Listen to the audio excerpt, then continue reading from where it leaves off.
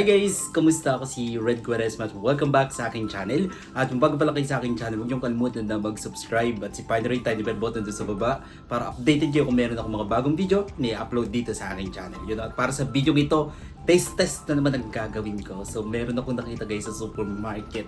And yun nga, binili ko na siya agad-agad para magawa siya ng review at ma-taste test natin to. Ako lang pala. Alright.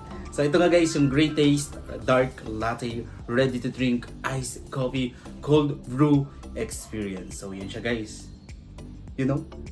So sobrang excited ako guys na tikman to. At sabihin sa inyo kung okay ba sa akin, kung papasa ba sa panlasa ko itong Great Taste Dark Latte. Tara. Tara tikman natin. Actually nalagay ko na siya sa freezer, sa chiller. So, shake muna natin guys. Yo. Tada.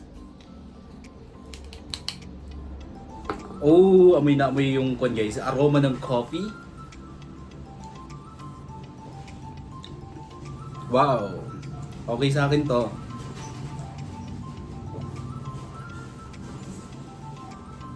Gusto ko yung pagka-bitter ng coffee dito.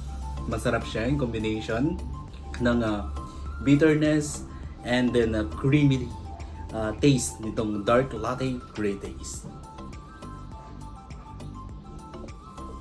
Napaka-strong ng lasa ng coffee guys. Gusto ko yung mga ganun talaga, yung ramdam na ramdam mo yung lasa ng kape. Tama ako. Nakalagay dito guys, Great Taste Iced coffee gives you cold brew experience with its strong coffee taste that is smooth to drink just like in a coffee shop. Yes, tama yung sinabi niya dito guys. Actually mas masarap pa siya guys compare sa nabibili sa mga coffee shop. Paubos mo na. Kulang sa akin. Sobrang hilig ko talaga magkape guys. Kaway-kaway dyan sa lahat ng mga coffee lover out there. Kumusta kayo?